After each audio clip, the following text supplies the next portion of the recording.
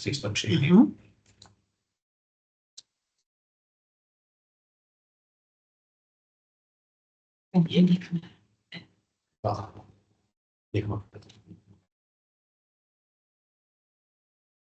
Right, everyone, we'll give it one more minute before we start.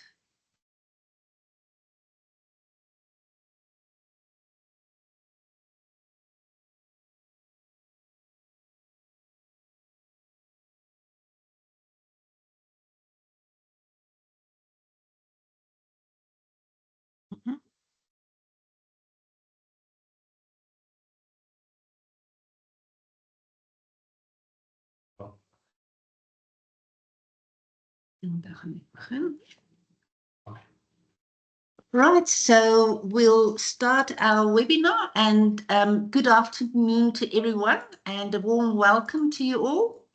On behalf of the Rediscover Dairy Project, thank you so much for joining us for today's exciting webinar. We truly appreciate your support and interest, and we are honoured to be hosting this event, which featured two distinguished international speakers who will share their insights on the topic, the lactose link, myths, management strategies, and health benefits. Before we begin, it's my pleasure to introduce our moderator for today, Professor Corina Welsh. Prof Welsh is based at the University of the Free State and is well known in the field of nutrition. She also serves as a member of the Technical Advisory Committee for the Consumer Education Project of Milk South Africa, with a special interest in lactose. She brings a wealth of experience and insight to guide us through today's session. And with that, I'll hand over to Prof Welsh to get us started. Enjoy the webinar. Thank you, Marietta. So it's my privilege to moderate the Rediscover Dairy webinar this afternoon, titled The Lactose Link, Myths, Management Strategies and Health Benefits, presented by the Consumer Education Project of Milk South Africa. Before we begin, I have a few housekeeping matters to make. Firstly, both presenters will be available at the end of the presentations. So if you have questions, please type them in the Q&A, and we will try to answer as many as possible during the Q&A session. Then, health professionals are eligible to receive 1 CPD point for attendance, but you need to be online for the whole duration of the webinar. Only registered and signed-in participants will be able to receive CPD points. So if more than one person is watching on a screen, only the registered participant will earn points. At the end of the webinar, there will be a 3-question participant poll that will serve as a control of attendance. So please wait to answer the 3 questions before you sign off. Also, a CPD article linked to the webinar is available on the Rediscover Dairy CPD portal, and attendees completing the article will receive a further 3 CPD points. And you can see the link to the portal in the chat. Right. Finally, the slides and recording of the webinar will be available on the Rediscover Dairy website. And you can also see the link to the recording in the chat. So now I will introduce our speakers in a little while, but in short, today's program includes 2 presentations. Prof Miranda Lomer will speak to us about lactose intolerance, insights and management strategies, followed by Prof Geurts, who will speak on lactose going beyond sweetness. This will be followed by the Q&A session and closing remarks. So lactose is one of the most debated components of the human diet. It's often misunderstood and for many unnecessarily avoided. As nutrition science advances, we're learning more and more about the unique potential of lactose in human nutrition.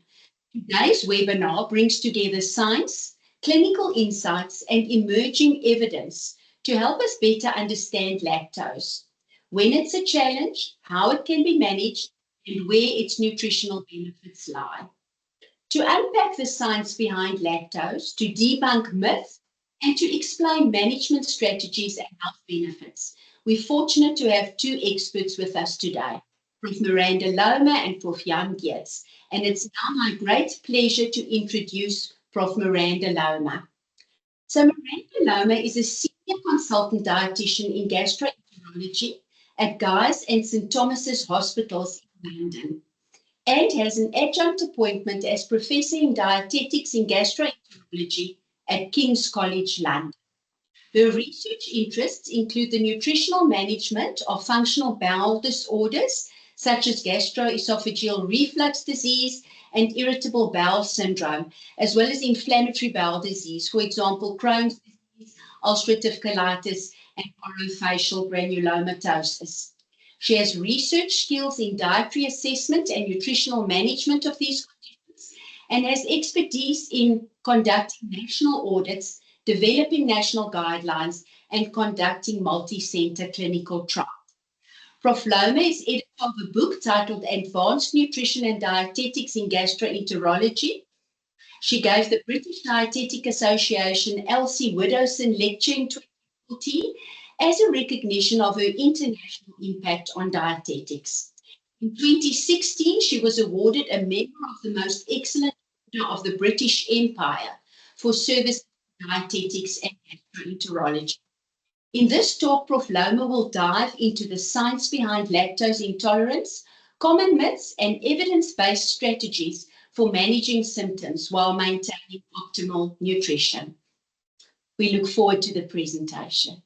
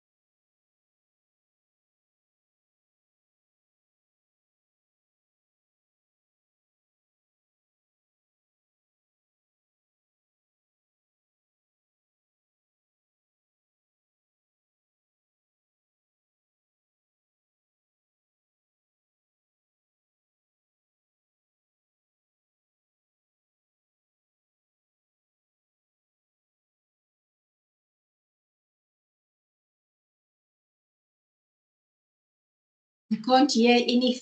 Marietta, we can right, we are looking into it. Thank you. Right.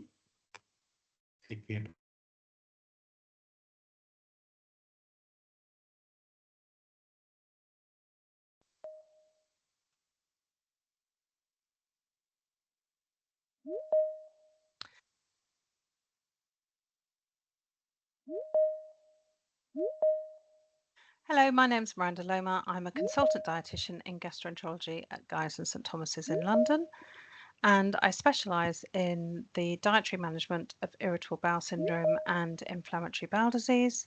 I also have a academic post at King's College London where I'm Professor of Dietetics in Gastroenterology, and this is where I teach dietetics and also have a research team focused in dietetics and gastroenterology. This talk today is going to cover lactose intolerance, and I'm going to give you some insights and some management strategies. These are my conflicts of interest.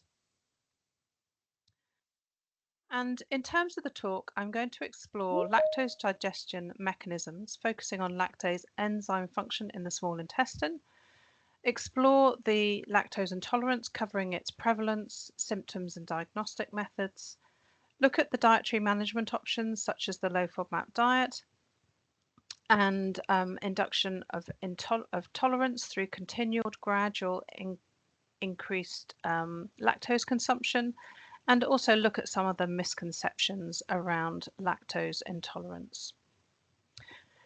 This picture here in the middle, you can see, is of the Houses of Parliament, and this is directly opposite St Thomas's Hospital. I've been at St Thomas's for over 30 years, and you can probably understand why with such a fantastic view.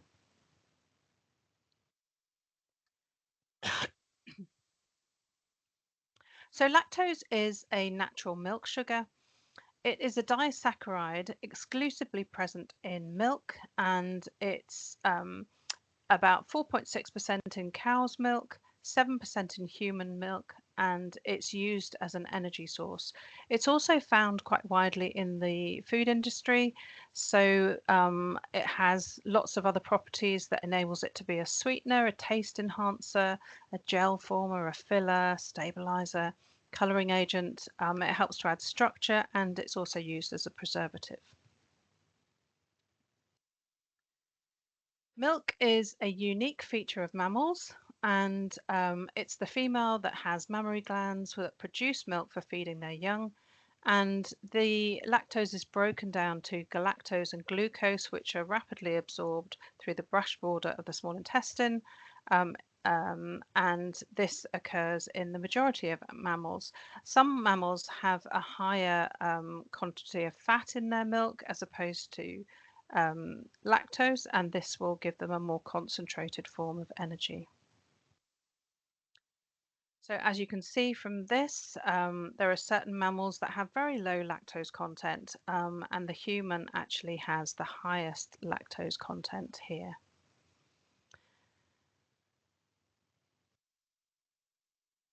As I mentioned, lactose consists of galactose coupled to glucose via a specific type of bond.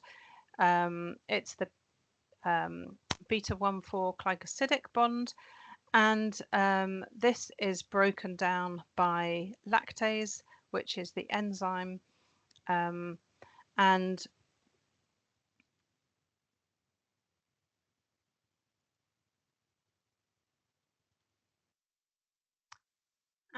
as I said, it's broken down by lactase, which is which is a part of the lactase fluorescein hydrolase enzyme. And this happens in the small intestine in the brush border of an enterocyte. And expression of this is most profound in the jejunum. And it's particularly important that we understand that during weaning is when you express the lactase enzyme the most, and after weaning, this is when we get this gradual decline, and this will impact whether people become lactose intolerant or not later in life. And I will come on to that in a little while. So you can see here from this figure, within the intestine, you've got the lactose, which is being broken down by the enzyme lactase into its constituent monosaccharides, glucose and galactose. These then get absorbed across the enterocyte into the bloodstream. From here, you have the different transport systems, the SGLT1 in orange, which transports glucose or galactose via the facilitated diffusion from the intestine, depicted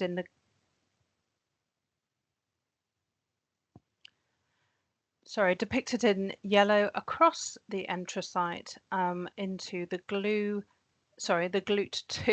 blue glucose transporter 2, and this transports the glucose and galactose into the bloodstream as shown here.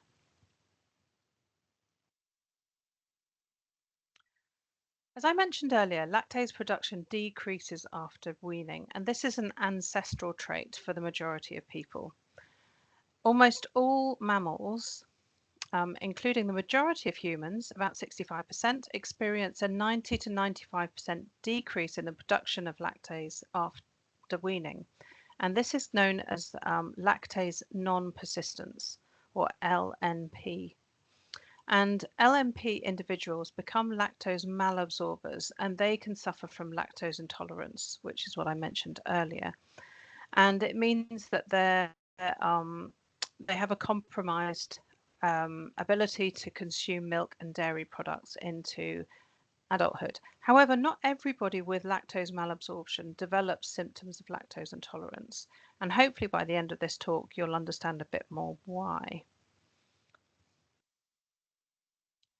In terms of the variations across the UK, you can see here that there is a down regulation in lactose non-persistence individuals, and lots of studies across the world have actually looked at this, and it does vary in age depending on the different studies that have been done, and it also depends on people's ethnic origin. Looking at this across the globe, you can see that the down regulation of lactase production leading to malabsorption of lactose increases in sort of the southern African countries and also within Asia.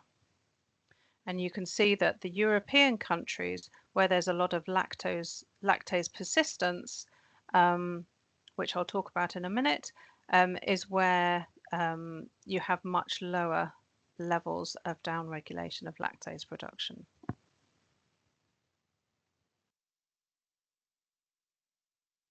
In terms of lactose intolerance frequencies, again, the darker the blue is where you have much higher frequency of lactose intolerance, again in the southern half of Africa and also in Asia and also in South America. Where you have the lighter colours, this again represents where lactose tolerance is better, and you can see this across Europe and also in America.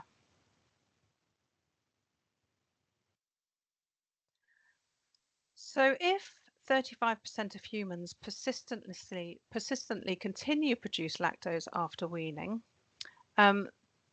they should easily be able to consume milk and other dairy products into adulthood. And this is what we call lactase persistence. And it's very common in European countries and in North America for this to be quite common. And there are other places within the world where it's much more difficult to consume these dairy foods after weaning. So lactase non-persistence is known as the sort of the normal situation with that gradual downregulation, and it's actually lactase persistence that is which is more unusual. So there are different types of lactase non-persistence. There's congenital lactase deficiency, which is extremely rare, and then the primary lactase deficiency, which occurs in about 70% of the population, ranging from 5% in British to 90% in the Asian communities. And we find that in irritable bowel syndrome, there's a huge variability across the whole population in terms of who can tolerate lactose and who can't. And what I was saying earlier about lactose non-persistence and lactose malabsorption, not all people have symptoms of lactose intolerance.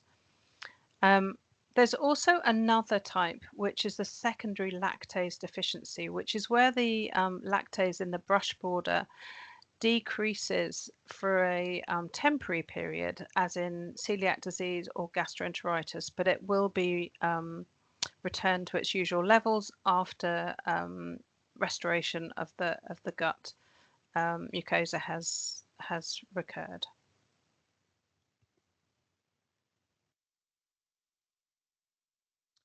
So lactose malabsorption, as I mentioned, is the incomplete hydrolysis of lactose and the presence of unabsorbed lactose in the colonic lumen.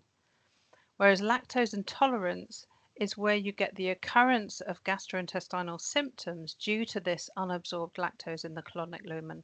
And it's very much dependent on self-reported symptoms after lactose digestion.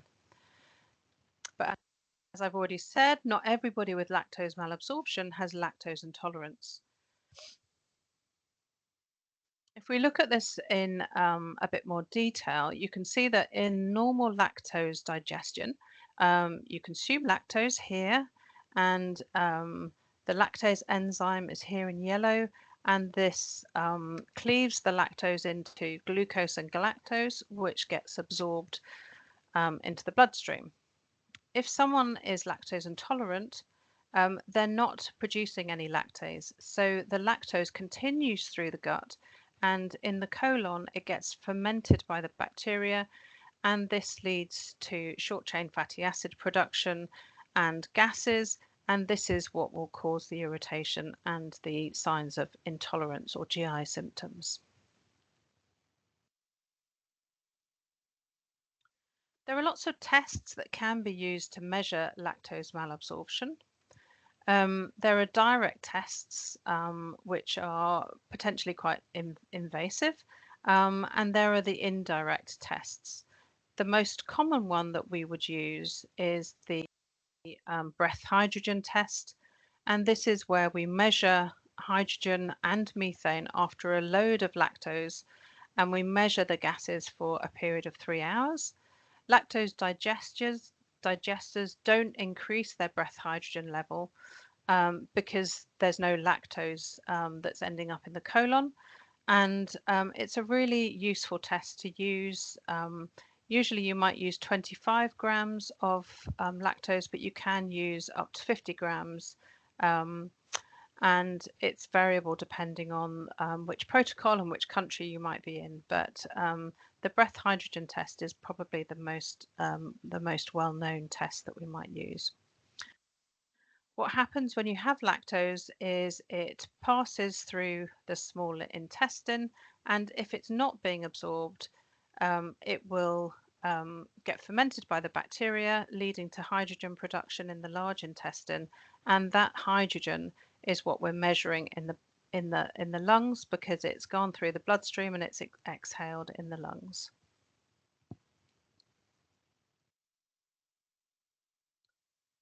What's involved with a breath hydrogen test? So you have to follow some very strict pre-test instructions. No antibiotics or prebiotics for 4 weeks. No bowel prep for 4 weeks. No laxatives or antidiarrheal medication for 3 days. Avoidance of test sugars, fermentable sugars for 24 hours. So this would not only include lactose, but also other fermentable carbohydrates, so things like fructans and fructose and galacto-oligosaccharides. And the subjects have to fast for a period of 10 hours as well. They also must avoid chewing gum and not smoke before the test. And different protocols will vary from one centre to another, but these are the sort of the basic protocols that you really need to follow to make sure that you're getting a true result when you do a lactose breath test. So what happens is that you have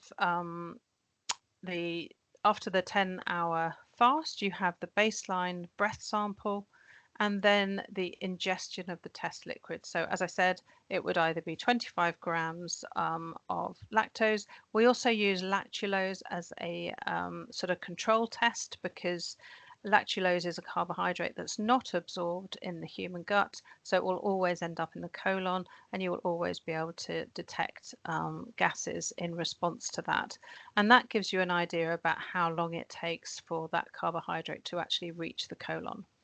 Usually you'd do the test with 250 mils of fluid, and at 15 to 30-minute intervals after the ingestion of the test liquid, you would then have breath samples taken at intervals until about 3 or 4 hours, depending on how long it takes for that carbohydrate to pass through the gut.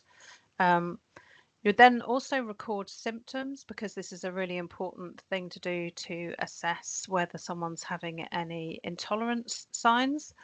And as I mentioned, protocols do vary.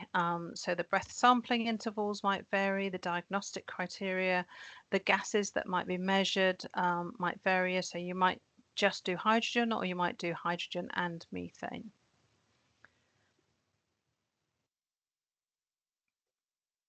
The thing with breath tests is that you can get false positives. And the reason for this is that, first of all, you might have a large dose above the tolerance of lactose, and this will lead to a positive test result inducing lactose intolerance symptoms in lactase non-persistent individuals and lactase persistent individuals.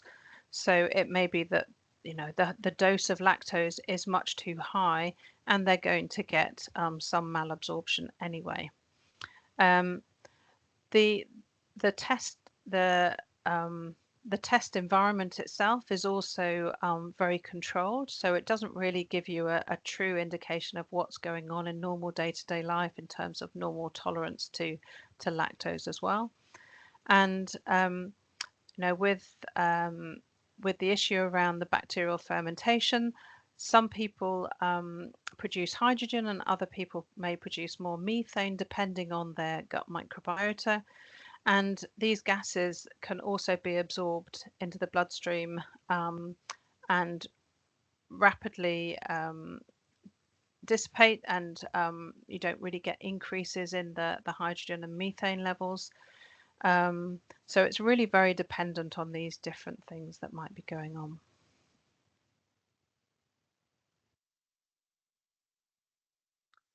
To confirm a diagnosis of lactose intolerance, the best way to do it is to exclude lactose from the diet until the person gets symptom resolution, and then to challenge with lactose to induce symptoms, and then reintroduce lactose to the personal tolerance threshold.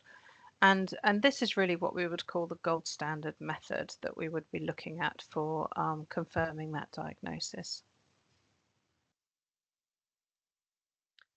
In terms of managing lactose intolerance itself, we only restrict lactose if it's absolutely necessary. And we would only restrict it initially for 4 weeks. We would monitor symptoms following this and then reintroduce lactose to tolerance, increasing by 1 gram of lactose per day, and adjust the dose gradually over time. What's important to remember is that dairy foods are a very good form of a source of calcium, and if you reduce lactose in sorry, if you're worried about calcium intake, it's still very well absorbed from milk despite this lactose intolerance. So if someone has lactose intolerance, it doesn't mean that they're not absorbing their calcium. And I think that's a really important thing to remember. In terms of sources of lactose in the diet, it naturally occurs in milk and milk products. And then, as I mentioned at the beginning, it's commercially added to certain foods as well as a bulking agent. It's also used as fillers in pharmaceuticals, and it might be used to increase the color in baked goods. And in terms of the average human diet, we find that it's around sort of between 7 and 12 grams per day. And so that's the sort of the intake that you might find in a Northern European person, whereas across the world it will vary hugely depending on that presence of lactase non-persistence.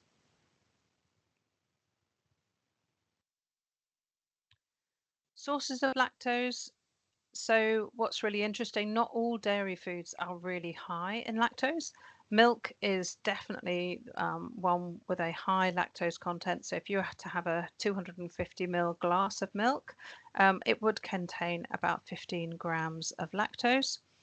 A yogurt pot of about 200 grams would contain 8 grams of lactose. And then there are a variety of other foods that have varying levels, so things like custard, ice cream, and certain cheeses and chocolate.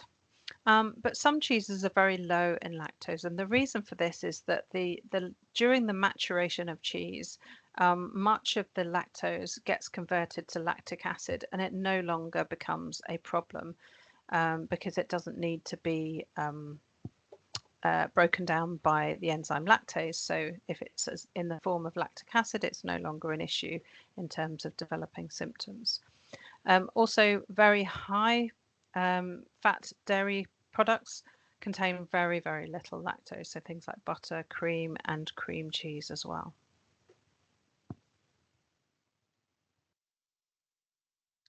In terms of the different types of milks, so semi-skimmed milk, whole milk have very similar levels of lactose if you're thinking about cow's milk. But if you were to have something like condensed whole sweetened milk, this is much higher, so 12.3 grams per 100 grams. And skim milk powder has a very high level, 52.9. Evaporated milk, 8.5. Goat's milk is slightly lower than cow's milk, and human milk is higher, and sheep's milk is slightly higher than cow's milk. So in terms of suitable foods for someone who has lactose malabsorption and they have lactose intolerance symptoms, you would usually restrict milk and milk products so that they don't have more than 4 grams of lactose at each sitting. And this is usually well tolerated. But many people during that sort of early stage when you cut down on lactose, they're very keen to restrict lactose right down to see if they can get rid of their symptoms. But in the longer term, I would say that someone with lactose intolerance should usually be able to tolerate 4 grams of lactose per sitting. So there are lots of alternative lactose-free milks, and you have got the sort of lactose-free milk where it has been exposed to lactase, and that's still a dairy-based milk, but it doesn't have any lactose in it. And then you have the plant-based alternatives to milk, so things like soya, rice, oat milk, nut milk, almond, hazelnut, macadamia nut, hemp, coconut, and quinoa. The issue with a lot of these milks is that they're very low in calcium, so you want to make sure that you're advising people to take a plant-based alternative that has been supplemented or fortified with calcium.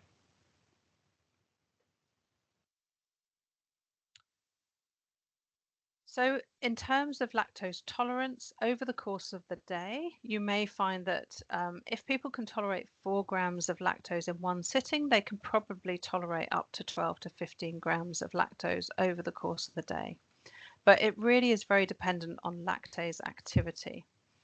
In terms of small intestinal adaptation, there's no evidence to suggest that over time you're going to get a change in terms of the small intestinal lactase production. So what we do know is that the intestinal microbiota is really important, and I'll mention that a little bit later on. In terms of transit time, perhaps that might have some kind of impact. So if you're having a meal that's slowing down transit time, so perhaps a higher fat meal may actually help to slow down transit time and improve lactose absorption. You may find that probiotics will help improve the tolerance, and lactose itself can be a prebiotic. And in terms of that individual perception of symptoms, perhaps that's a really important thing to be thinking about as well, because it's important to remember that one person may find that, you know, they malabsorb lactose, but they have very mild symptoms, but they just accept that as being normal. Whereas someone else may find that they have very mild symptoms, but those are really quite debilitating. So it's very much dependent on the individual tolerance of those symptoms. Ways that you can actually improve lactose intolerance are carried out through various different ways. So if you were to just have lactose on its own in a glass of milk, you may find that that person doesn't tolerate that very well. So mixed meals can improve tolerance quite a lot, because you're helping to dilute the impact of the lactose within that particular meal. Cereals and increased energy content will help delay gastric emptying. So if gastric emptying is delaying, it's hopefully reducing the amount of lactose that's passing into the small intestine at any one time, and thereby helping to improve the lactase impact on the lactose that's passing through the gut. Supplemental lactose is a consideration as well, and some people may take supplemental lactase when they have a high lactose intake, but it's not always effective. Food temperature may also affect transit intolerance, so that's something to be aware of. So very hot food may make transit faster, and also very cold food. So if that's the case, you may find that the lactose is just passing through the gut too quickly and ending up in the colon, and thereby it's increasing that impact of the bacterial fermentation.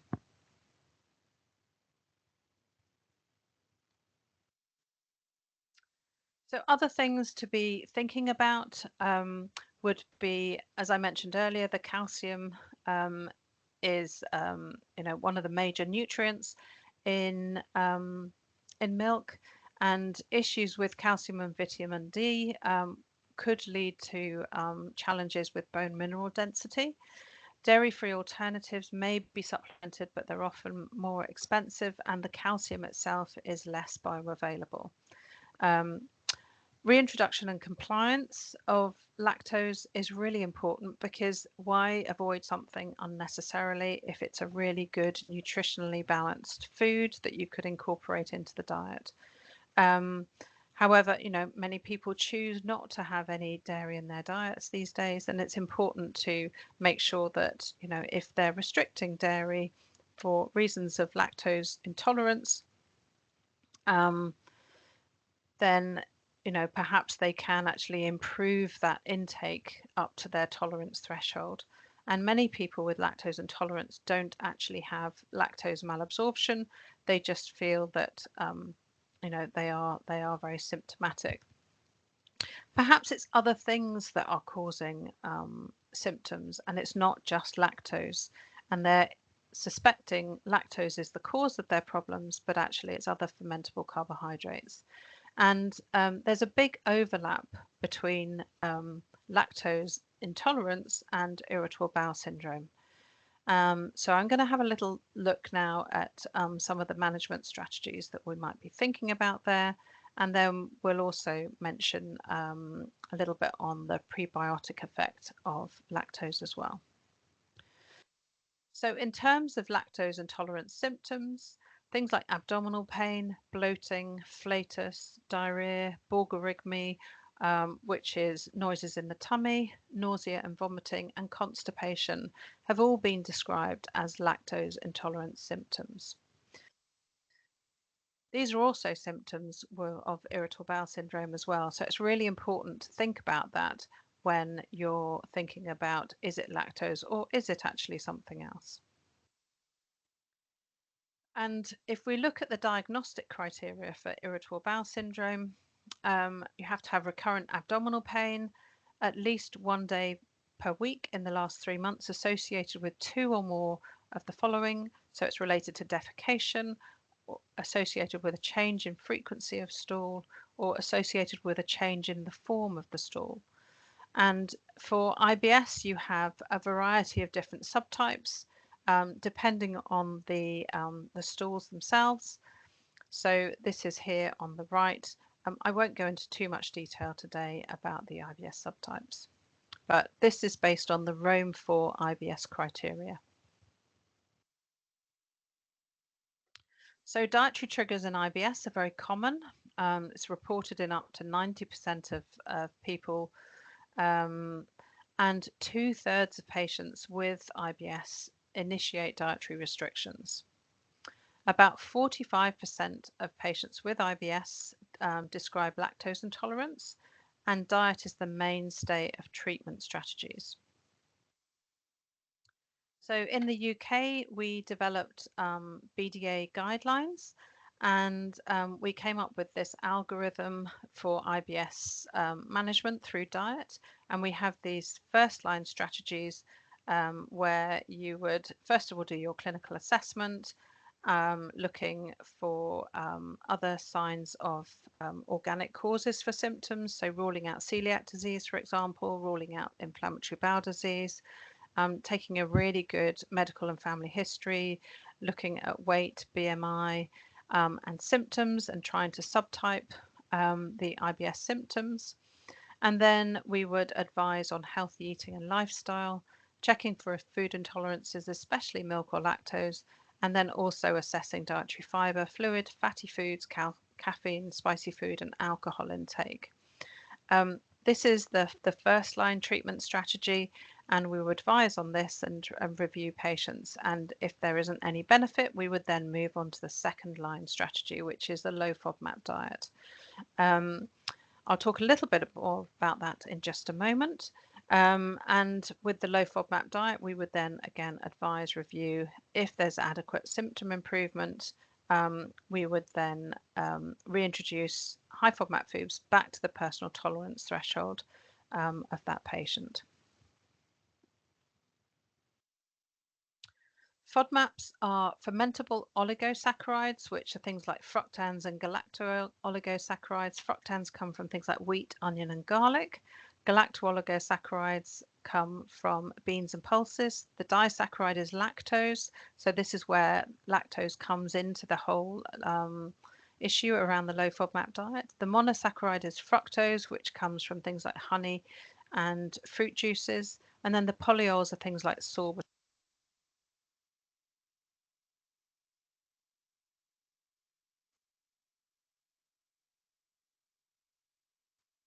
Hi guys, it seems like it stopped to move on, so let's just see if I can get back to the recording. Which you might get in some fruits and vegetables, but also are found added to things like chewing gum and other sugar-free sweets and things like that. What happens is that FODMAPs increase small intestinal water.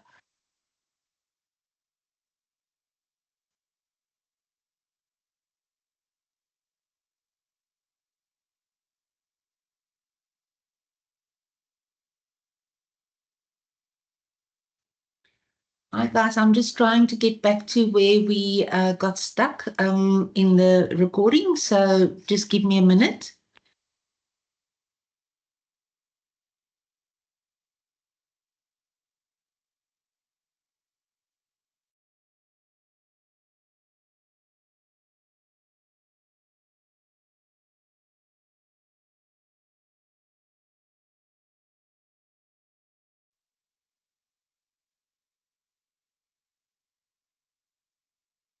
This is the first line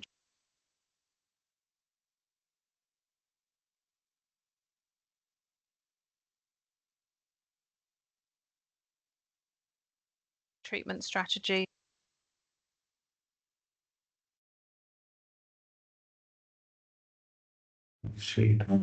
I'm really sorry about this, guys. I'm sharing again, and then it doesn't show on the participants' laptop. So let me just try again.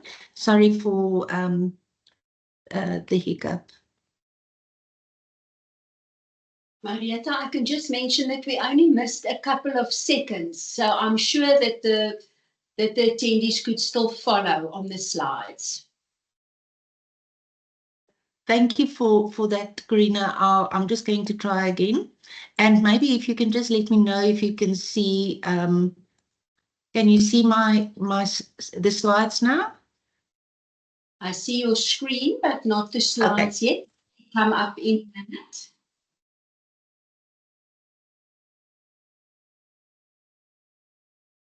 Okay, so nothing yet? Nothing yet.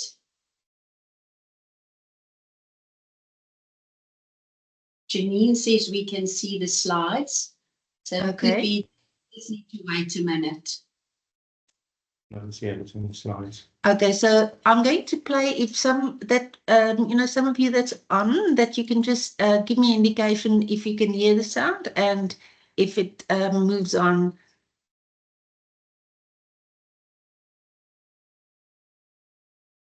It's like the campaign.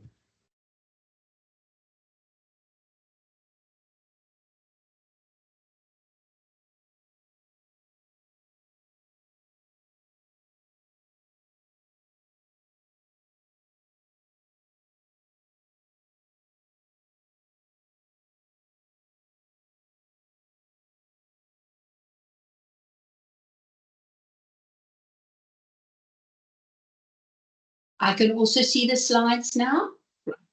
See many people with a thumbs up.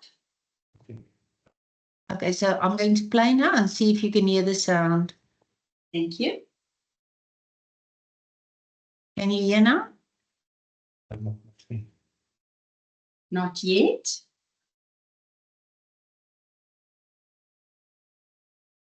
Some participants are saying they can only hear, others are saying they can only see.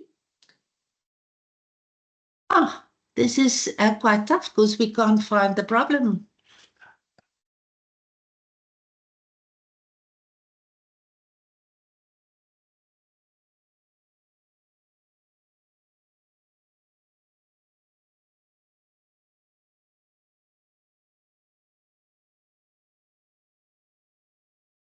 Let me try again by stop sharing and go.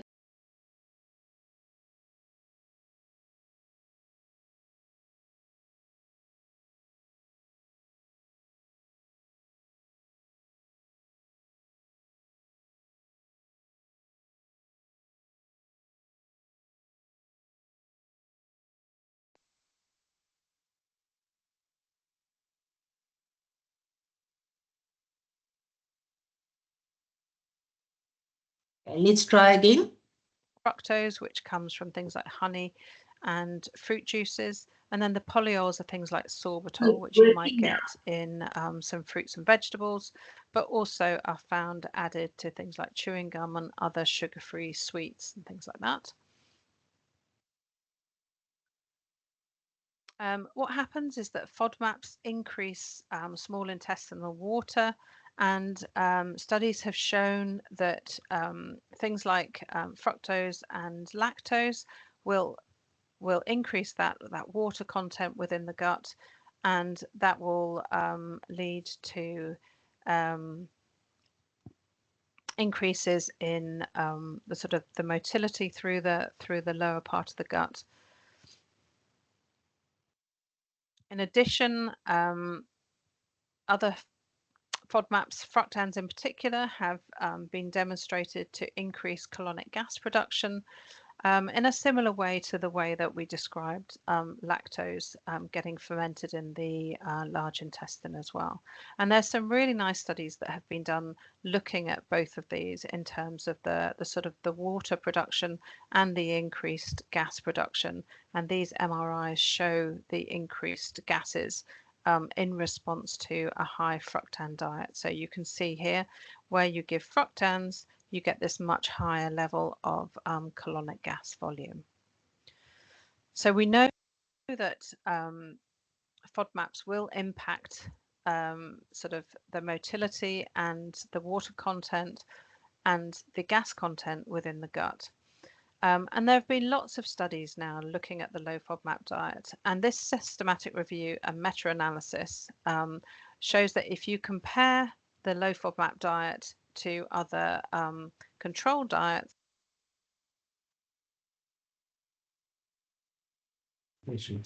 Just want to check, guys, can you still follow, or did it get stuck again? It's just got stuck again. Okay, but I'm really, really sorry. I've got no idea why this happens, but we are, plugging in a new cable now. So let's see if that could make things any better. Some say stuck, some say they can hear the voice, some say they can see the slides, but not hear. So it seems to be different. Now that is what is actually making it very strange. I wonder because it's such a large number of participants. I think that's the only thing I can think of, Karina, but I'm going to stop sharing, just reload it again from the same place, and let's see.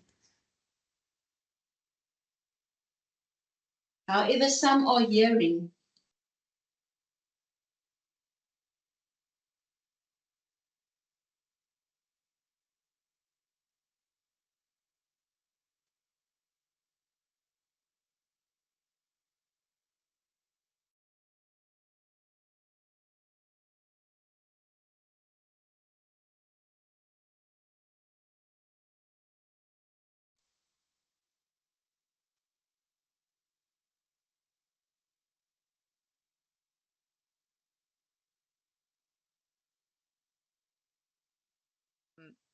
FODMAPs will impact sort of the motility and the water content and the gas content within the gut. And there have been lots of studies now looking at the low FODMAP diet, and this systematic review and meta-analysis shows that if you compare the low FODMAP diet to other control diets, the low FODMAP diet improves symptoms far better. And if you look at the this systematic review and network meta-analysis, it shows that the low FODMAP diet is actually far more superior to other dietary treatments, and you can be 99. There's a sort of a 99%. So you can be a 99% improvement. You can be 99% sure that the low FODMAP diet is going to be superior to these other dietary treatments. And this was a really good study, so it's definitely worth having a read of this paper here.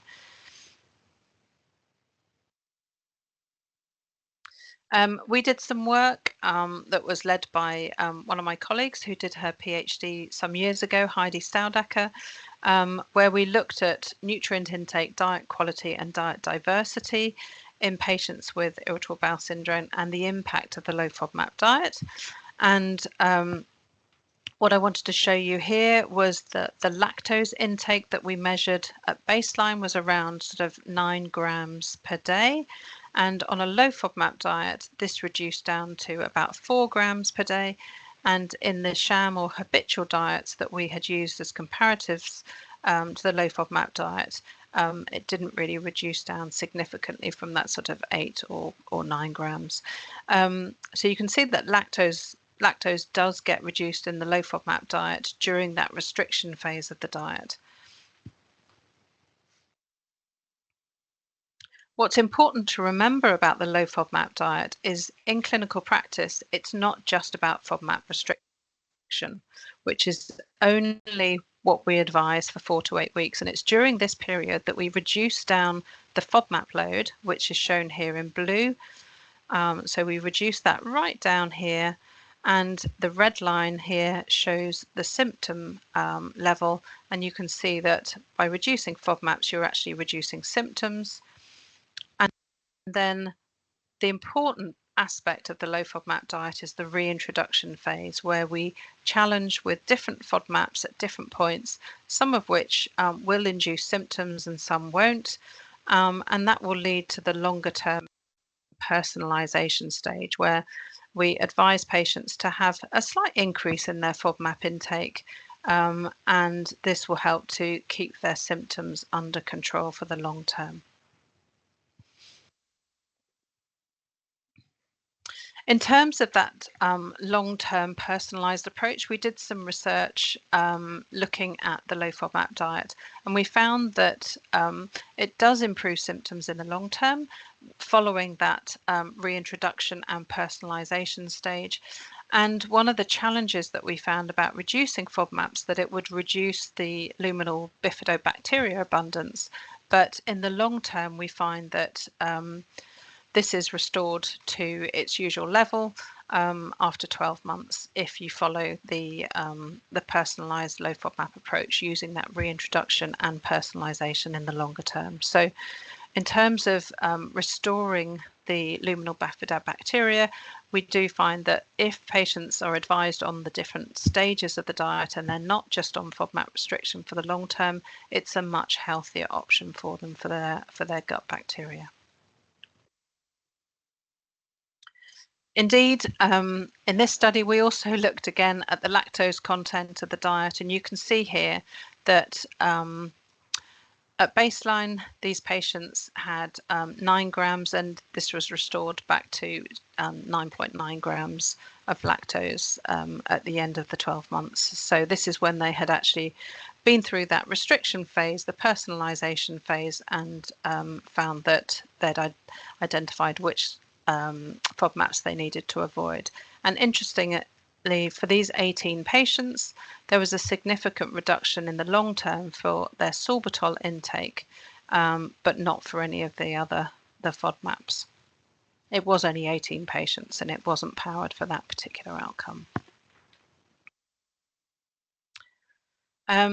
Indeed, the other thing that was important here is that their calcium intakes were maintained in the long term as well. So despite FODMAP restriction in the short term, in the long term, their calcium intakes weren't being impacted. And finally, I wanted to just mention the prebiotic effect of lactose. And I'm not going to go into any detail here, but I just wanted to introduce that Jan Geurts is going to be presenting on this in just a moment. And it's really interesting to think about how lactose can actually induce colonic microbial adaptation, and it can also help to reduce symptoms of lactose intolerance. So I'm not going to say anything more about that, and I will keep you on tenterhooks for that. So just to start to sum up, when do we restrict lactose? So if lactose is a reported problem food, then we would assess symptoms during a breath test. We don't always do breath tests these days. Sometimes we might actually, through patient choice, just look at restricting lactose and look at the ability to comply with the lactose restriction, and then retest to tolerance using the gradual reintroduction process of lactose to identify how much they can tolerate in their diet. And I mentioned earlier that you can usually tolerate up to 4 grams at each sitting. So having an amount that would be 12 to 15 grams per day would not be unreasonable. So in conclusion, I've talked that lactose is a very unique and fascinating carbohydrate, which is only found in mammalian milk. Lactose malabsorption is common and present in lactase non-persistence and lactase persistence. The diagnosis of lactose malabsorption can be very challenging, and lactose intolerance is clinically important, and there's that overlap that we might have with irritable bowel syndrome. And the management of lactose intolerance, so we think about reducing lactose dairy products. Most people will tolerate some lactose, as I mentioned. Be aware of dietary calcium restrictions and what impact that might actually have in terms of bone health. Think about encouraging lactose in mixed meals. Think about gastric emptying, what foods help to slow down gastric emptying, what impact there might be with transit time. And also, as I mentioned, consider the IBS impact as well. Are there other dietary restrictions that may be more appropriate? And then lastly, thinking about that prebiotic effect. And I'll just leave you on that note so that you can be really engaged when you're listening to Jan's talk in a moment. Thank you very much for listening, and I just want to acknowledge my teams, my clinical team and research team at Guy's and St Thomas's and King's College London. Thank you very much for your invitation.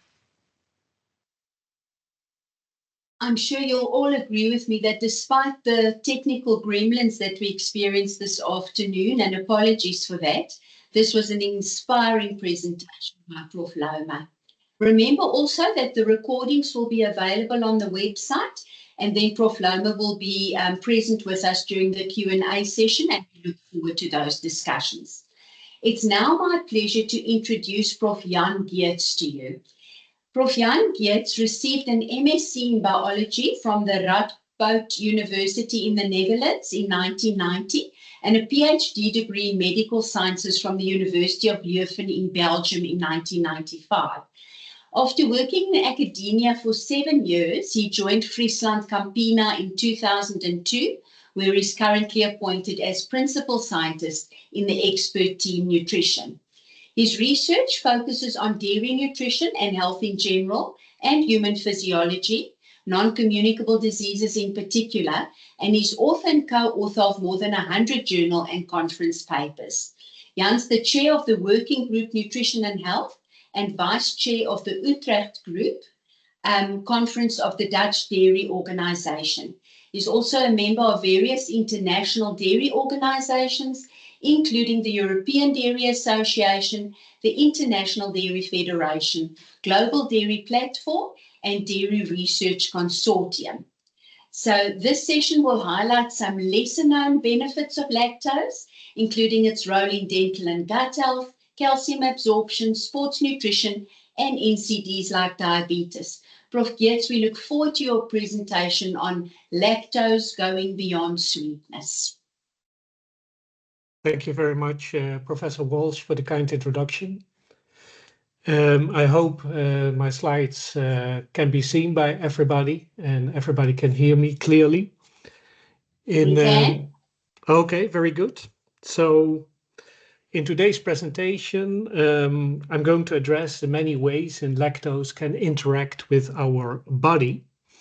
But before I start talking about lactose, I first want to say something about milk, because lactose and milk are so related.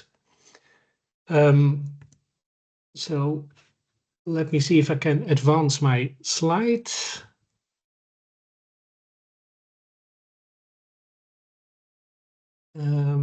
Seems to be a little bit stuck.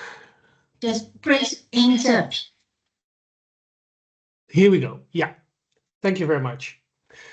So I would like to start off my presentation with a nice quote from Professor Dr. Mark Thomas from University College London. I think it's a very insightful quote on milk.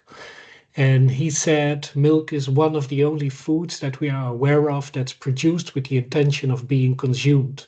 Most other foods generally want to avoid being eaten. And interestingly, most milks of placental mammals contain lactose as the principal carbohydrate, which is really interesting because it shows us how strongly evolution has selected for lactose as being the carbohydrate in milks. So for that reason, lactose is also known as milk sugar. As Professor Lomer already alluded to, it's a major component of milk in most mammals. For humans, for instance, it provides 40 to 50% of an infant's energy needs. The contents in bovine milk and human milk are 46 grams per liter and 70 grams per liter. As Professor Lomer already showed, lactose is a disaccharide, which is made up of glucose coupled to galactose. And on the left-hand side, you can see the lactose per serving of dairy products. And these are the typical serving sizes of Europe, of the Netherlands. So 200 ml for a glass of milk, 150 ml for a bowl of yogurt or quark, and 30 grams for a slice of cheese. And what you can see from this picture is that milk indeed contains most of the lactose, so it's depending on if it's cow's milk, goat milk, or sheep milk, it ranges between, let's say, 8 to 10 grams per 200 ml. In the typical serving of breast milk, which is 80 mLs, there's 5.6 grams of lactose present. In yogurt and quark, it's about 4.8 to 5.5 grams. And then, as Professor Lomer also showed us, in cheeses, the lactose content is generally pretty low. So when you, for instance, look at the typical Dutch Gouda cheese, a slice of 30 grams hardly contains any lactose because the lactose has been fermented by the bacteria that are present in these products. So the first part of the talk, I would like to show you the interactions of intact lactose in the upper digestive tract. And one of the first things that I would like to talk about is the fact that lactose is less prone to cause dental caries compared to other sugars. If you look at the graph here on the left side, you can see here on the y-axis the pH, and the lower the pH gets, the more cariogenic the sugar becomes. On the x-axis, you see the time of exposure of the dental surface to the sugar in minutes. And you see here different curves. And what you can see in this picture is that lactose causes a smaller drop in pH than sucrose. You can see here the curve for lactose, a 7% solution, and this is the curve for 7% sucrose solution. But what you can also see from this graph is that when lactose is part of a dairy product, so if it's part of the milk matrix, that it's almost non-cariogenic. You see that there's hardly any drop in pH here in the green box. The reason for that is that if you look in the total milk matrix, besides lactose, there are also proteins present, there are peptides present, there are minerals present, and all these molecules can attach themselves to the dental surface and add extra protection to the teeth. So as a takeout, we could conclude that lactose is the least cariogenic sugar of all fermentable sugars, and that when it's part of the complete milk matrix, it's almost non-cariogenic. What's really interesting is that lactose is less sweet than other sugars. You can see that here on the left-hand side. Here at the end is lactose, and lactose has a relative sweetness of 20% of, for instance, sucrose, which is here at 100%. So it's a factor 5 less sweet. The other thing is that lactose does not elicit reward effects in the brain, which is really remarkable. All other sugars elicit these reward effects, but lactose doesn't.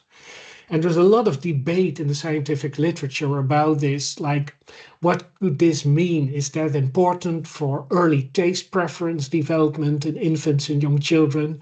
Could it be related to healthy body weight development in infants and young children? I think the judge is still out there. It's at the moment not known, but it's an interesting characteristic. Another interesting feature of lactose is its relation to satiety. So there was an experiment done, a study by Jane Bowen in 2006 in Australia, and she showed that under isocaloric conditions, consumption of lactose results in less acute appetite and reduced second meal energy intake compared with glucose. So what does that mean? Let's go over it step for step. So what she did, starting here on the left-hand side, is she produced 3 isocaloric liquid preloads.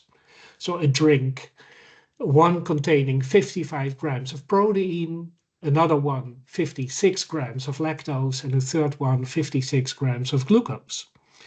And what they did is they measured appetite in the participants who drank these preloads in the course of time.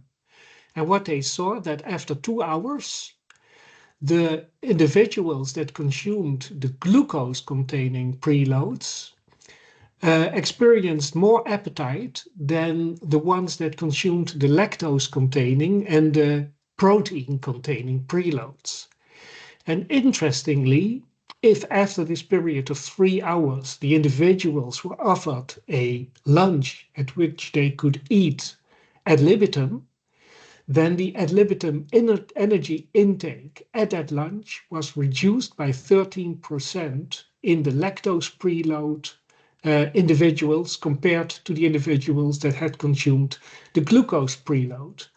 So very interesting that lactose seems to induce more satiety than glucose in this experimental setting.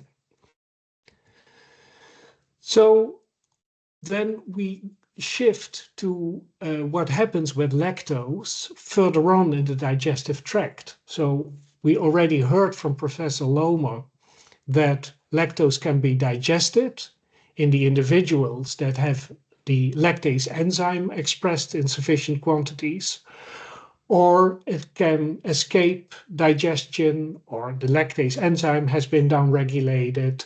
And in that case, there's also undigested lactose that ends up in the lower parts of the GI tract.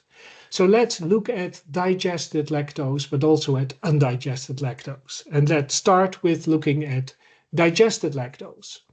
So if you are lactase persistent, or if you are a very young child or an infant, then there is sufficient lactose available in the small intestine to digest the incoming lactose, and the lactose will be degraded into galactose and glucose, and these will be taken up inside the body. So what happens with the galactose? Well, the galactose from lactose is mainly metabolized in the liver and is largely converted to glycogen. Liver glycogen represents a glucose reservoir, which is important for blood glucose homeostasis and energy provision. So lactose ingestion, that's very interesting, nearly doubled the rate of liver glycogen repletion compared to glucose alone. So it seems that lactose has been designed in a way to really be able to replenish these glycogen stores in the liver as rapid as possible. Why could this be important? Well, during neonatal development, liver glycogen is an important source of energy. But also if you look at adults, for instance, people that are athletes or are physically active, liver glycogen restoration is important for recovery and subsequent performance. And there is another interesting side effect of this galactose retention in the liver, and that's that lactose consumption results in a relatively low insulin response, because only the glucose moiety of lactose gets distributed through the peripheral blood circulation and is able to stimulate insulin secretion in the pancreas. Glucose and galactose are also important building blocks. So glucose and galactose are used for building human milk oligosaccharides, HMOs, like 2-fucosyl-lactose, which are present in breast milk, but they are also building blocks for complex macromolecules, especially in the immune system and in the nervous system. And I put an asterisk behind nervous system because it's interesting to realize that galactose is a key constituent of so-called cerebrosides. And cerebrosides are the main building blocks of myelin. So that's the white matter in the nervous system. And there is one nuance that I have to make, because galactose can also be produced from glucose inside the body. So that's an endogenous production route. But it seems that that route is most likely insufficient if an infant, for instance, is growing and developing very rapidly. So when the immune and nervous systems are also developing very rapidly, probably under those circumstances, dietary galactose, so coming from lactose, is really important to give the necessary robustness for the proper development of the immune and nervous systems. Another feature of lactose is that it has a low glycemic index. The index is 46.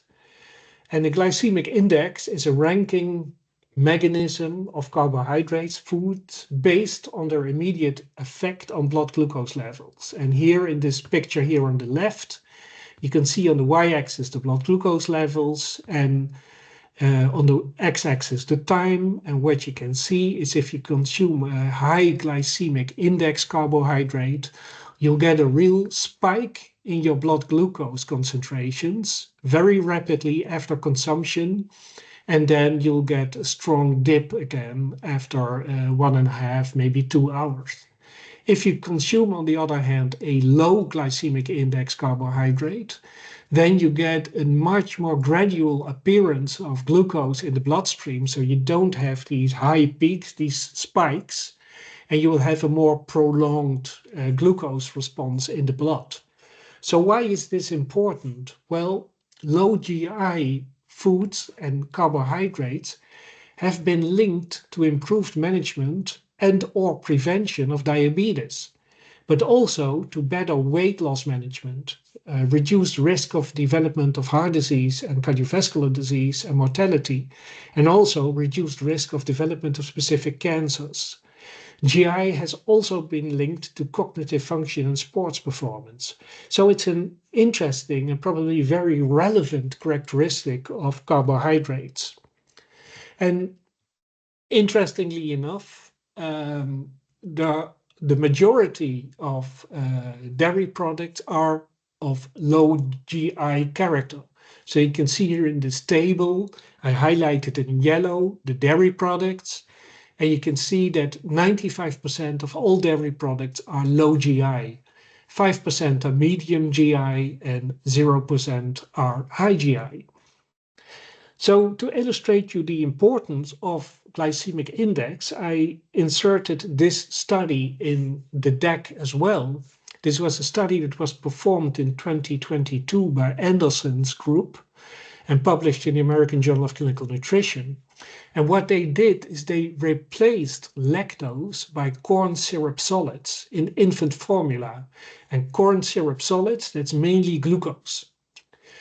And they showed that that replacement is associated with an increased risk of unhealthy body weight development. And I think this study clearly shows the importance of GI, because what I did here in this table, I summarized all the findings that the authors reported in the paper, but I just want to pick out the top one for now. That's the one on glycemic index, because what they speculated about in the paper is that the higher GI of the corn syrup solids replacement, which has a GI of 100 versus a GI of 46 for lactose, that this higher GI is associated with increased insulin response and fat storage in the infants.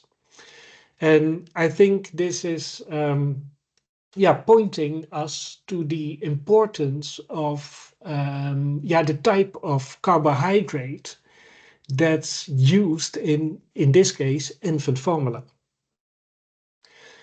I want to close this part of the presentation off with the application of lactose in sports nutrition, because it's really fun. It's a pretty new topic. It hasn't been studied that much in the past, because a lot of people that are active in sports avoid lactose because of, of course, the gastrointestinal complaints that could occur from it.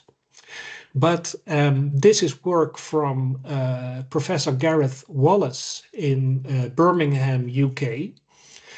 And what he did is he took 11 cyclists and put them on a bike for 2.5 hours and fed them 48 grams per hour, either lactose or sucrose. So in total, they consumed 120 grams of these carbohydrates. And what he did, and that's what's here in this figure, is he looked at the oxidation of these carbohydrates in the body of these cyclists. And what he saw was that sucrose and lactose showed the same oxidation rates. And that's something that was unexpected, because it was always believed that lactose would be a slower sugar and it would never be as efficiently oxidized as sucrose. So he concluded from his study that lactose is an alternative energy source during exercise with oxidation rates similar to sucrose, at least when ingested at moderate rates. This I found very high intakes of lactose and sucrose, but apparently this is pretty moderate for sports activities. Then interestingly, this is a little bit more detail, but it's just, I hope, fun for you to see.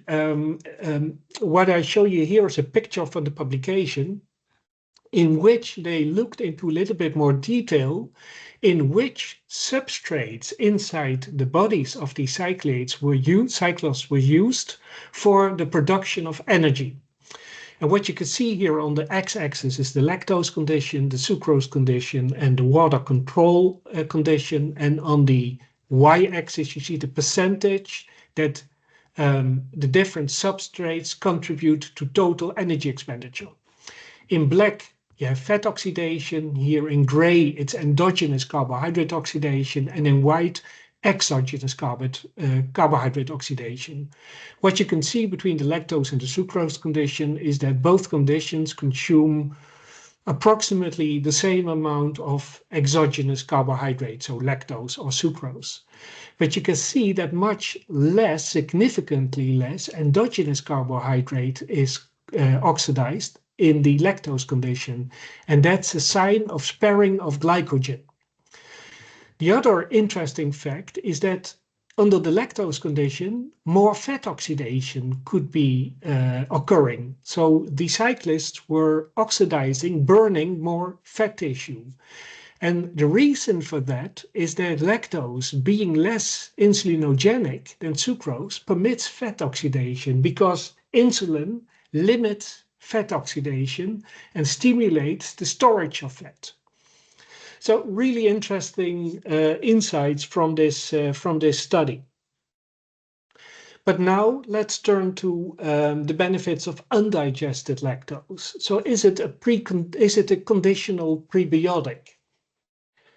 Well, let's first look at some already older work from 2012, a study from Frank Avila, who showed that undigested lactose can exert microbiota shaping effects that improve gut microbiota composition and activity. So lactose significantly increases the growth of bifidobacteria and lactobacilli in infants. Mind you, almost all infants are lactase persistent, so they can completely digest lactose and maybe take up 90% of the lactose in the form of glucose and galactose. So what you see happening here is because of the 10% approximately of lactose that escapes digestion in these infants, and this 10% undigested lactose that ends up in the terminal ileum and proximal colon of these infants gives this shaping effect of the microbiota. And what you can see here in the blue bars, these are the breastfed infants. In the green bars, the lactose-fed infants. And in the more yellow bar, the no lactose-fed infants. And what you can see is that the lactose-fed infants get a microbiota that's much closer to the breastfed infants than the no lactose-fed infants. This is, by the way, an effect that also occurs in adults, and then, of course, especially in the lactase non-persistent ones. And that's a phenomenon that's associated with increased lactose tolerance and is called colonic adaptation. So lactose, undigested lactose interacts with the gut microbiota. It changes the composition, it changes the activity, but it also has an effect on mineral absorption in the digestive tract, and especially on calcium and magnesium. So there are two studies that I show on this slide. One is from Abrams, that's on the left. That's a study of calcium absorption in infants, and Abrams and his team was able to show that lactose-containing formula leads to a greater absorption of calcium than lactose-free. And there is a study by Grease and et al., which showed that milk that contains lactose leads to greater calcium absorption than lactose-free milk in lactase-deficient adults. The mechanism here is that the lactose is fermented by the gut microbiota, that this leads to the production of short-chain fatty acids. Therefore, you get a drop in pH, you get more soluble minerals, and that leads to the increase in uptake. Then there was a very interesting study that came out last year in the United States by the group of Professor Qui, and he showed that milk intake variably influences risk of type 2 diabetes depending on lactase expression in the gut. So what did he do? Well, he looked at the global prevalence of lactase non-persistence worldwide. He looked at the number of deaths from type 2 diabetes worldwide in 2021. And they started with doing a meta-analysis of studies that looked into the relationship between milk consumption and type 2 diabetes. And what they observed was that milk consumption has the greatest, strongest protective effect on type 2 diabetes in non-white populations. And that are often, of course, the populations in which the most lactase non-persistent individuals are present. And in those individuals, lactose behaves as a prebiotic. So they saw this association and they thought, okay, we want to dive into this a little bit further. And so what did they do? They conducted their study in a population of Hispanic people in the United States. In this Hispanic population, you have a 50-50 distribution of people that are lactase persistent and lactase non-persistent, so lactase deficient. And what they did is they studied this population, and what they found was that the individuals that were lactase deficient, the ones that had the highest milk intake, had more bifidobacterium in their colons, had less Prevotella bacteria. And they also saw that the activity of the microbiota had been changed. So they saw an increase in indole propionate, that's a molecule that's produced by the gut microbiota. They saw an increase in beta-cryptoxanthin, and they saw a decrease in branched chain amino acids and bile acids. And they could link this in this publication to the decreased risk of type 2 diabetes that had been observed in these populations. So interestingly, they were able to show that there is a benefit when you're lactase non-persistent to have a little bit of lactose inflow into the lower parts of your gastrointestinal tract because of this prebiotic effect. So what happens? I try to illustrate it with this little graphic. So lactose flows into the small intestine. In the small intestine here with the red crosses, you can see that there is no lactase present. So the lactose will flow through, will end up in the colon. It will interact with the lactobacilli there and the bifidobacteria. They will increase in number and in activity. This is called colonic adaptation. They will produce indole propionate. By the way, they do it from tryptophan, an amino acid that's abundantly present in milk. And this indole propionate, through different mechanisms, it has an antioxidative characteristic by itself. It also increases GLP-1, so a hormone in the gut. And this can be linked to the decreased risk in type 2 diabetes. But okay, so for people that cannot digest lactose, still lactose can have a benefit, but what about undigested lactose and lactose intolerance? So just as a recap, a little bit of the presentation of Professor Lomer, lactose deficiency is the same as lactase non-persistency, is lactose maldigestion, is lactose malabsorption, all terms that are equivalent, very confusing that there are so many terms, but they are all not exactly the same as lactose intolerance. And let me briefly explain. If you're an infant, almost all infants are lactase persistent. Until somewhere in their childhood, 33% due to a genetic change keep expressing lactase at the enzyme lifelong. That's what we call lactase persistence. And so these grow into older children and adults that can digest lactose lifelong. And 2/3 of these lactase persistent infants will grow into individuals that are lactase non-persistent, so they will shut off the production of the lactase enzyme in their guts and are not able to properly digest lactose. That's the condition we know as lactose maldigestion. If we focus on this group, then there is quite a big group that has no complaints, because most people can consume 12 grams of lactose, so that's 1 glass of milk, in one sitting without complaints.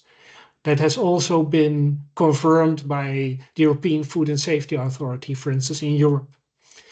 There is a group, of course, that get complaints, and that's lactose intolerance. And yeah, the signs were already discussed by Professor Lomer. So what we were wondering a couple of years ago was, could lactose consumption lead to more lactose tolerance? And we started a study on that topic 2 or 3 years ago, in which we tried to show that repetitive consumption of an increasing dose of dietary lactose by lactase non-persistent individuals would lead to changes in the gut microbiota, so the colonic microbial adaptation, but also to decreases in symptoms of lactose intolerance. And what we did, we took these lactase non-persisting individuals, we took the ones that were really avoiding lactose, and then put them on a regime of twice 3 grams of lactose per day for 4 weeks, then twice 6 grams of lactose per day for 4 weeks, and in the end, twice 12 grams of lactose per day for 4 weeks, so equivalent to 2 glasses of milk. And what we saw was that in the hydrogen breath test, there was a significant improvement in the hydrogen output. So there was much less hydrogen present in the breath test results after the treatment than before. So a huge improvement. And we also saw that there was an increase, this is before, this is after, in the bifidobacteria, especially Bifidobacterium longum and adolescentus. There was also no increase in gastrointestinal complaints. So yeah, we very clearly showed that even up to 24 grams per day of lactose, if you build it up gradually enough, you get a lot of benefits in terms of your gut microbiota, but you don't have lactose intolerance complaints, and you don't develop those. So that's the end of my presentation. I just want to summarize. Lactose is the principal carbohydrate in the milk of most mammals. It's characterized by low sweetness, low karyogenicity, and it has a satiating potential. It gets digested in the small intestine by the enzyme lactase. In healthy infants and young children, lactose supports healthy growth and development by supplying energy, building blocks, and shaping the developing gut microbiota caused by the undigested lactose that overflows into the lower parts of the GI tract. In all other age groups, physiological effects depend on the level of lactase in the small intestine. So if there is enough lactase, if you're lactase persistent, lactose behaves as a low GI sugar and provides energy and building blocks. If lactase levels are insufficient, you're lactase non-persistent, lactose behaves as a prebiotic and interacts with the gut microbiota. And lactose overexposure can lead to intolerance complaints, but there are many influencing factors. We showed in our own study that repetitive consumption of lactose increases beneficial bifidose, and that it acts as a dietary fibre and can increase lactose intolerance. And because of these many health benefits of lactose, recent European and world recommendations have excluded lactose in dairy products from the definition of free sugars, whose reduction is recommended against the development of metabolic diseases. And with that, I'm at the end. I thank you for your attention, and I'm open for questions. Thank you so much, Prof. Geurts. So I see lots of clapping hands and positive comments in the chat. So I just want to say thanks so much to our speakers for preparing these insightful and engaging presentations. And I just want to mention the poll is now open. We do realize that people have to go back to work and might have to excuse themselves. And I think even if you had to leave just before the poll, we will have a record of that, and you will be able to access your CPD points. Okay, so we're looking forward to our discussion, and I'm going to continue for a couple of minutes or so. Thank you very much to the attendees who posted questions in the chat and in the Q&A, and we'll do our best to discuss as many of them as we can in the next couple of minutes.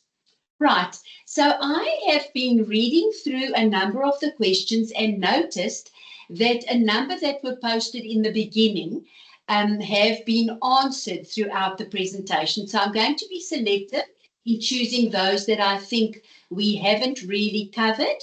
And I'm going to start with one that says, how does unabsorbed lactose and its fermentation products influence the long-term risk of colon cancer, metabolic disorders, or autoimmune conditions in lactase non-persistent individuals who have that benefit of the lactose in the gut? So I'm not sure who would like to answer that one. I think it was, I can't see to who it was directed. Would you like to choose? I'm not sure I understood the beginning of the question. Is it the in fermented products? Or? Let me just go back up to it. Pardon. I think I'm on the chat now. Sorry, and I was on the Q&A now. It just went from that to the chat. I'm going to mention it now.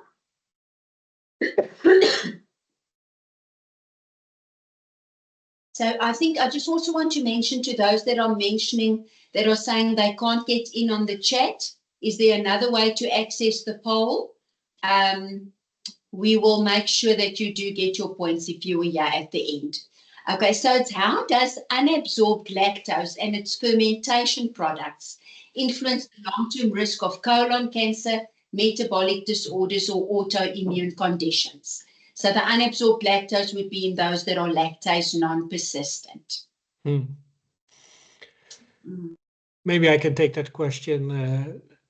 I think that, let me first of all say that there is not a lot of hard evidence there, of course, at the moment. Nobody really, I think, looked into that in terms of clinical trials. But there are a couple of things that can be said. One is that, for instance, there is a publication out in which it's from a Japanese group. They looked into colorectal cancer.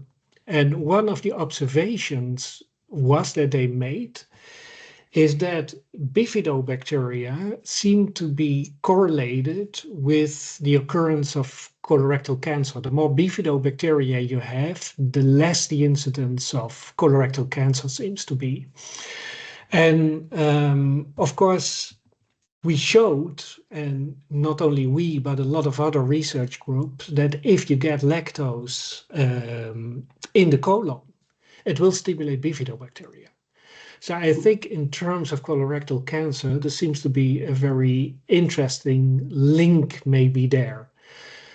What could be, I think another molecule that could be of interest in that discussion is calcium, because we know that dairy consumption in general, and milk consumption, is associated with a decreased risk in colorectal cancer. And I think this is a very strong association. And most evidence points towards calcium, that calcium plays an important role there.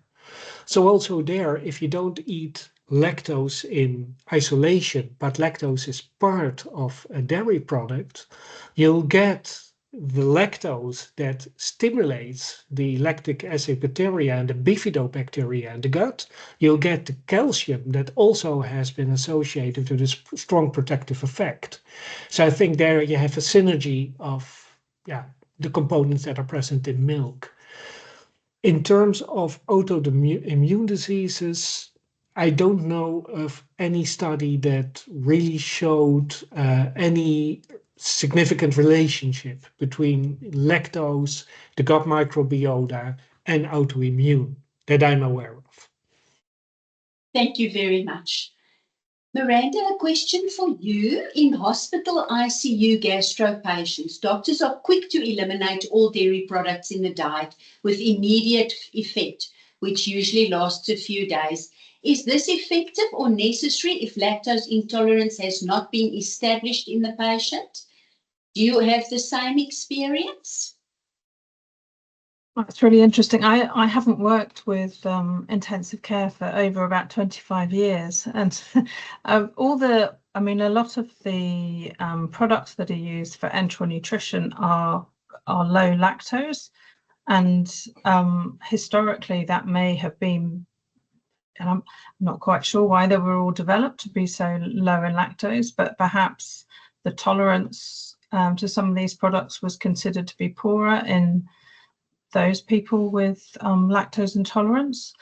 And I think in those critical situations, sometimes the gut might actually, the lactase production may be reduced due to GI symptoms as a temporary measure. So perhaps reducing lactose in those situations is helpful so that the tolerance of those foods is much better.